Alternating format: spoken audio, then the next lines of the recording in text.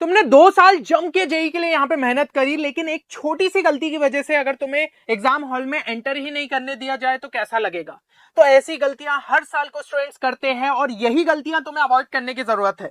इस वीडियो में मैं बताने वाला हूं कि कौन कौन सी चीजें तुम्हें साथ में लेते हुए चलना है, क्योंकि उसके बिना तुम्हें एंट्री नहीं मिलेगी। और दूसरा, किन किन चीजों का ध्यान रखना है कि भाई वो चीजें अलाउड नहीं रहती है, नहीं तो उससे भी जो है तुम्हें यहाँ पे डिस्क्वालीफाई किया जा सकता है। अब एक और इंपॉर्टेंट चीज सभी जेई एस्पिरेंट्स के लिए यहाँ पे बताना चाहूंगा कि जो तुम्हारी नॉन जेई एग्जाम्स हो जाती है, जैसे कि वीआईटी ट्रिपल ई हो गई, बिटसैट हो गई, इनके फॉर्म भी जरूर से भर देना, क्योंकि ये एक तुम्हारे लिए अच्छे बैकअप साबित हो सकते हैं। जैसे वीआईटी ट्रिपल ई के लिए 31 मार्च जो है that is the last date. BITSAT के फर्स्ट अटेम्प्ट की तो डेट्स यहाँ पे खत्म हो चुकी है, लेकिन अगर जो आपका सेकंड अटेम्प्ट के लिए रहेगा तो वहां पे 20 अप्रैल से लेकर 2 मई के बीच में विंडो खुलेगा, उसमें जो है फॉर्म भर सकते हो, क्योंकि इससे तुम्हारे पास जो है मल्टीपल ऑप्शंस खुल जाते हैं। और अगर तुम वीआईटी ट्रिपल ई और बिटसैट की अपनी प्रिपरेशन को यहाँ पे स्ट्रॉन्ग करना चाहते हो तो उसके लिए हमारा BITSAT 2026 crash course, VIT triple E 2026 crash course, ये सब अवेलेबल है। और इन पे अभी एक जो है स्पेशल डिस्काउंट कूपन कोड्स भी तुम्हें देखने को मिल जाएगी, जो कि डिस्क्रिप्शन में, तो तुरंत इनमें एनरोल करके तुम अपनी प्रिपरेशन को यहाँ पे अच्छे लेवल पे बूस्ट कर सकते हो। इवन अगर तुम जो है मणिपाल एंट्रेंस के लिए यहाँ पे बैठ रहे हो, उसके लिए भी मॉक टेस्ट तुम्हें हमारी वेबसाइट पे देखने को मिल जाएगी। तो सिंपली हमारी वेबसाइट 10qchallenge.in पे विजिट करके इन कोर्सेज में तुम एनरोल कर सकते हो। बाकी कोर्स रिलेटेड अगर कोई भी क्वेरी है तो गिवन नंबर पे हमारी टीम को कांटेक्ट भी कर सकते हो। अब यहाँ पे हम जो है बात कर लेते हैं कि आखिर तुम्हें एग्जाम हॉल में कितने बजे जो है एंटर करना है, क्योंकि इस वजह से भी जो स्टूडेंट्स लेट हो जाते हैं ना, उनको भी जो है यहाँ पे एंट्री नहीं मिलती है। तो टाइम तुम्हारा यहाँ पे क्या रहना चाहिए, तो हर चीज जो है ब्रोशर में यहाँ पे मेंशन्ड है, पर कई स्टूडेंट्स पढ़ते ही नहीं है। देखो, टाइमिंग ऑफ एग्जामिनेशन तो तुम्हें पता है कि 3 घंटे का तुम्हारा जो है पेपर देखने को मिलेगा। फर्स्ट शिफ्ट जो है 9 से 12 रहेगी और सेकंड शिफ्ट जो है 3 से 6 देखने को मिलेगी। तो जो एंट्री होगी तुम्हारी एग्जामिनेशन हॉल में, यहाँ पे जैसे 9 से 12 का टाइम है, तो भाई 7 से लेकर 8:30 के बीच में जो है तुम्हें यहाँ पे एंटर करना पड़ेगा। और मैं तो यही कहूंगा 7 बजे अगर टाइम दिया है तो उसी के आसपास यहाँ पे पहुंचने की कोशिश करना, ज्यादा लेट मत करना, क्योंकि कई सारी यहाँ पे प्रोसेसेस रहती है, biometric registration, record of manual attendance bye invigilator, ये सारी प्रोसेसेस जो है तुम्हारी इसी टाइम के अंदर होती है। तो जितना जल्दी पहुंचोगे उतना कम पैनिक रहेगा और अच्छे तरीके से तुम पेपर यहाँ पे दे पाओगे। बाकी फिर 8:30 से 8:50 के बीच में जो है इंस्ट्रक्शंस बताए जाते हैं, है ना, एग्जाम के। फिर 8:50 पे जो है लॉग इन कर सकते हो, तुम इंस्ट्रक्शंस को यहाँ पे पढ़ सकते हो। 9 बजे एग्जैक्टली तुम्हारा जो है पेपर स्टार्ट होता है। बाकी यहाँ पे जो है सेकंड शिफ्ट के लिए भी तुम स्लॉट्स यहाँ पे देख सकते हो। तो ये चीज काफी ज्यादा जो है इंपॉर्टेंट हो जाती है। अब कुछ और इंस्ट्रक्शंस जो कि तुम्हें यहाँ पे समझने होंगे। सबसे पहले कि जैसा मैंने बताया 2 घंटे पहले जो है तुम्हें यहाँ पे पहुंचना है। अगर 9 से 12 है तो भाई 7 बजे पहुंचना है। और जैसे कि अगर तुम्हारे यहाँ पे शाम को स्लॉट है 3 से 6, तो तुम्हें 1 बजे जो है यहाँ पे पहुंच जाना चाहिए। Candidate should take their seats immediately after the opening of the examination hall if the candidate do not report on time due to any reason. अब तुम बोलोगे कि ट्रैफिक जाम हो गया था, किसी का एक्सीडेंट हो गया था, कुछ ऐसी चीजें हुई थी, भाई ये सब चीजों को एनटीए नहीं मानेगा। तो इसमें यहाँ पे अगर कोई भी डिले होता है ना, तो फिर भाई वो तुम्हारा जो है एग्जाम यहाँ पे एक तरीके से कैंसिल हो गया तुम्हारे लिए। तो प्लीज ट्राई करना कि यहाँ पे जो है टाइम पे पहुंचो। एक दिन पहले हो सके तो थोड़ा सा लोकेशन यहाँ पे ट्रैक कर लेना कहाँ पे सेंटर है, ताकि लास्ट टाइम जो है यहाँ पे प्रॉब्लम नहीं हो। Candidates must show on demand the admit card downloaded और printed from the NTA website for admission in the examination hall.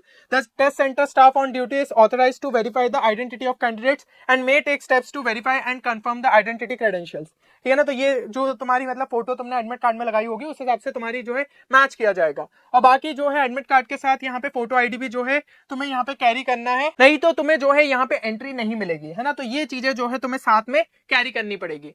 इसके अलावा जो है a seat indicating roll number will be allotted to each candidate, और candidate को उसी seat पे यहाँ पे बैठना रहेगा। अगर जो है कैंडिडेट यहाँ पे बोलता है कि मुझे सीट चेंज करनी है और अपने अलॉटेड सीट पे नहीं बैठता है, तो भाई इसमें भी कैंसलेशन हो सकता है। तो जो सीट तुम्हें मिली है वही तुम्हें जो है यहाँ पे करना पड़ेगा। अच्छा, मान लो तुम्हें ऐसा लगा कि यार कोई सिस्टम वर्क नहीं कर रहा, माउस ढंग से वर्क नहीं कर रहा, तो तुरंत जो है जो भी इन्विजिलेटर रहेगा उनसे यहाँ पे बात करना। फिर उस केस में जो है तुम्हें यहाँ पे चेंजेस हो सकते हैं, लेकिन वो उनकी परमिशन से होगा, है ना।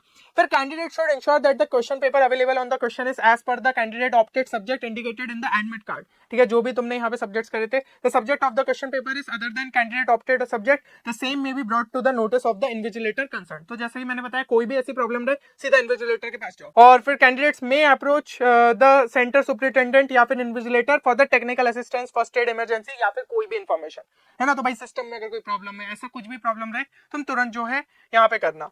तो मेरे हिसाब से ये सारी चीजें जो है हो गई है। और कैंडिडेट भाई कोई भी ऐसी फॉल्स इन्फॉर्मेशन जो है, ऑब्वियसली तुमने फॉर्म भरते टाइम ये सब चीजों का ध्यान रखा होगा, नहीं तो उस केस में भी डिस्क्वालीफाई हो जाओगे। For those who are unable to appear on the schedule date of the test for any reason, retest जो है नहीं होगा, है ना। ये इस चीज को लेकर तो एनटीए वैसे भी स्ट्रिक्ट है। All candidate should ensure that the information, mother's name, father's name, ये सब चीजें जो है सही होनी चाहिए। तो ये तो ऑलरेडी जो है चीजें अपन कर चुके। अब बात कर लेते हैं कि आइटम्स तुम्हें कौन कौन से यहाँ पे कैरी करना है एग्जाम हॉल के अंदर, है ना, क्योंकि कुछ चीजें तो जो है तुम्हें यहाँ पे लेते हुए चलना ही है। सबसे पहली चीज हो जाएगी तुम्हारा आईडी कार्ड। अब आईडी कार्ड के लिए यहाँ पे कई सारे ऑप्शंस दिए। आधार कार्ड हो सकता है, ई आधार विद फोटो हो सकता है, पासपोर्ट, वोटर आईडी कार्ड, है ना, फिर school identity card with photograph, ration card with photograph. तो ये जो है होने चाहिए, ओरिजिनल होने चाहिए, वैलिड होने चाहिए, नॉन एक्सपायर्ड होना चाहिए। तो इनमें से कोई भी एक ले जा सकते हो। और मैं तो ये कहूंगा कि फोटोकॉपी भी साथ में कैरी कर लेना, कहीं पे भी अगर जरूरत पड़ी तो तुम जो है यहाँ पे दिखा सकते हो, बट ओरिजिनल साथ में लेते हुए चलना है। इसके अलावा एडमिट कार्ड की बात करूं, admit card along with self declaration, ठीक है, जो एक तुम्हें जो सेल्फ डिक्लेरेशन या फिर अंडरटेकिंग जो फॉर्म रहता है जो कि एनटीए वेबसाइट से डाउनलोड करते हो, उसको जो है प्रॉपर तरीके से फिल करते हुए तुम्हें यहाँ पे कैरी करना है। इसके अंदर जो है अगर तुम ध्यान से देखो, है ना, सेल्फ डिक्लेरेशन में एक कैंडिडेट की फोटो जो कि पेस्ट करनी है, जो कि एप्लीकेशन फॉर्म पे वही सेम फोटो पेस्ट करनी रहेगी। Candidates left thumb impression, candidates के पेरेंट के सिग्नेचर और कैंडिडेट के signature. The above undertaking has to be filled up in advance before reaching the centre, पहले ही जो है फिल कर लेना है, एक्सेप्ट कैंडिडेट सिग्नेचर। यहाँ पे ये वाली चीज है, ये तुम्हें इन्विजिलेटर के प्रेजेंस में करनी होगी, पहले से मत साइन कर देना, बाकी सब चीजें जो है तुम्हें यहाँ पे पहले कर लेना है। चलो, अब one passport size photograph same as uploaded on the online application form for pasting on the specific space in the attendance sheet at the center during the exam। तो भाई ये भी तुम्हें जो है साथ में कैरी करना है। और मैं तो ये कहूंगा 2-3 कॉपीज रख लो, ठीक है, फोटो की, क्योंकि भाई गलती से अगर मिसप्लेस हो गई तो ये नहीं कि वहां पे हमें जो है प्रॉब्लम आ रही है। ऐसे ही एडमिट कार्ड के लिए भी जो है तुम यहाँ पे प्रॉपर तरीके से 2-3 प्रिंट आउट निकाल के रख लेना। भाई कभी भी कुछ भी गड़बड़ हो सकती है, गलती से घर पे भूल गए तो ऐसे बैग में रखोगे, 1-2 अलग जगह भी रखोगे तो कोई ना कोई तो कैरी कर लोगे। तो ये चीज का जो है प्लीज यहाँ पे ख्याल रखना। अगली चीज, ट्रांसपेरेंट बॉल पॉइंट पेन। देखो पेन जो है ना तुम्हारा इस तरीके से यहाँ पे ट्रांसपेरेंट होना चाहिए कि भाई रिफिल जो है दिख रही है, क्योंकि फिर वो जो है टाइम वेस्ट नहीं करेंगे तुम्हारा कि भाई चेक कर रहे हैं पेन को, उनको जो है प्रॉपर तरीके से दिख रहा है। लेकिन अगर पेन तुम्हारा ऐसा रहा तो भाई रिफिल नहीं दिख रही है, कहीं अंदर तो पेपर नहीं उसके अंदर लगा दिया, ऐसे कोई चीटिंग वाला केस तो नहीं है, तो ऐसे में तुम्हारा भी टाइम वेस्ट होगा और वो चीज वैसे भी अलाउड नहीं है। तो इस टाइप के पेन नहीं ले जाने, सिंपली जो है ट्रांसपेरेंट वाले पेन तुम्हारे लिए अलाउड रहेंगे। इसके अलावा अगर मैं बात करूं वाटर बॉटल की, तो भाई एकदम ट्रांसपेरेंट होनी चाहिए, इस तरीके की या फिर इस तरीके की जिसके अंदर पानी जो है दिख रहा है। वही चीज ना, रीजन वही है उनका कि भाई पेपर वेपर तो अंदर नहीं डाल के रखा, बाद में निकाल रहे हैं उससे चीटिंग कर रहे। तो ये ऐसी टाइप की वाटर बॉटल्स अलाउड नहीं है, सिंपल ऐसी वाटर बॉटल होनी चाहिए। और इसमें भी लेबल हटा देना, क्योंकि वो भी पता चला आ रहे एकदम से तुम्हारे बेंच के पास चेक कर रहे हैं, लेबल पे तो कुछ नहीं लिखा, तो ऐसे केस में वो लेबल ही हटा देना, अपना टाइम ही वेस्ट नहीं होगा।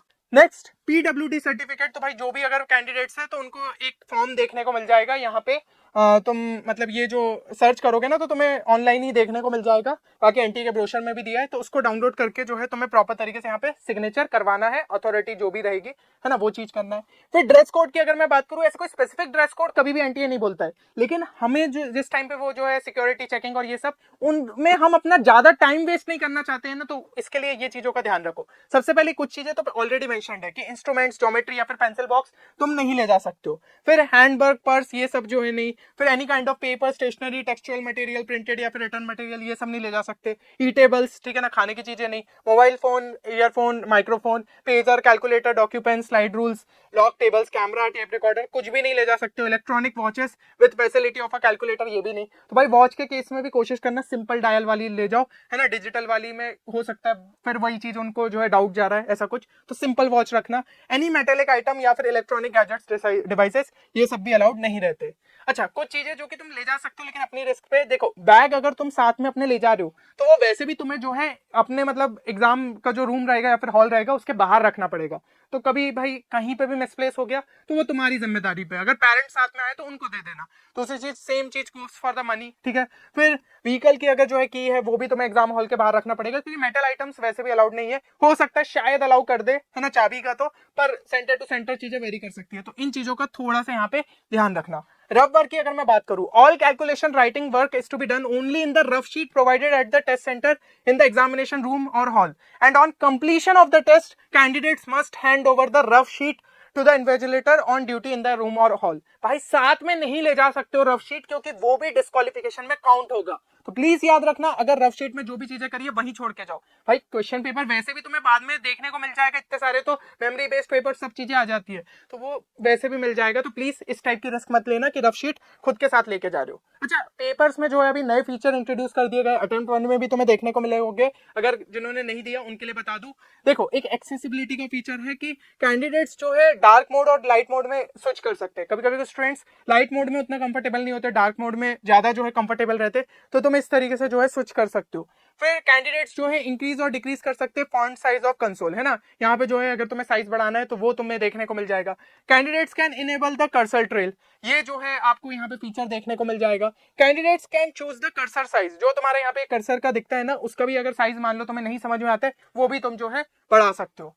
फिर screen magnifier, candidates can magnify the content on the console, magnify भी जो है तुम कर सकते हो। Procedure for viewing the paper in question in more enlarged way, ये कई सारे स्टूडेंट्स ऐसे रिपोर्ट करते हैं हमें वो वैल्यू नहीं दिखी थी, हमें वो फिगर के अंदर वो चीज क्या थी वो समझ में नहीं आ रही थी, तो भैया अब मैग्निफिकेशन का ऑप्शन है, तुम उसके थ्रू जो है स्क्रीन मैग्नीफायर के थ्रू जो है चीजों को मैग्नीफाई कर सकते हो, है ना। तो ये चीजें तुम्हें देखने को मिल जाएगी। तो इस तरीके के जो फीचर्स है वो तुम्हारे यहाँ पे काम के रहेंगे, एक एक्सेसिबिलिटी का और एक स्क्रीन मैग्नीफायर का। तो इसको जो है तुम अच्छे तरीके से यहाँ पे यूज कर सकते हो। अब एक और इंपॉर्टेंट चीज कि हमारे पास सेकंड अटेम्प्ट के लिए काफी कम टाइम रह गया है, और इस टाइम पे मैं तुम्हें यही एक सलाह देना चाहूंगा कि अभी फोकस ये करो, अगर तुम्हारी प्रिपरेशन बहुत ज्यादा कम थी तो कम से कम कट ऑफ क्लियर करने के आसपास पहुंचो। इसके बाद तुम्हारे पास बहुत ऑप्शंस खुल जाते हैं। कभी कभी क्या रहता है कि हम ड्रॉप लेना चाहते हैं, तो भाई एक कॉन्फिडेंस के साथ लोगे कि हाँ भाई कट ऑफ क्लियर कर दिया था, या फिर जो है अगर तुम दूसरे एग्जाम से यहाँ पे अपियर हो रहे हो तो एक कॉन्फिडेंस बढ़ेगा कि आखिरी में कम से कम जेईई मेंस में मैं डिसेंट स्कोर तक तो पहुंचा। तो इसके लिए मैंने एक वीडियो बनाया है जिसके थ्रू तुम्हें पता चलेगा कौन कौन से ऐसे शॉर्ट टॉपिक्स है, कौन कौन से ऐसे इंपॉर्टेंट चैप्टर्स है फर्स्ट अटेम्प्ट के बेसिस पे एंड इवन लास्ट ईयर के पेपर्स के एनालिसिस के बेसिस पे। तो इसको चेक करना मत भूलना, लिंक डिस्क्रिप्शन में देखने को मिल जाएगी। बाकी जो भी तुम्हारी एग्जाम डेट है जेईई मेंस के सेकंड अटेम्प्ट के लिए, do mention in the comments. उम्मीद करता हूं ये वीडियो तुम सभी के लिए बेनिफिशियल साबित होगा। मिलते हैं नेक्स्ट वीडियो में, तब तक के लिए take care and good bye.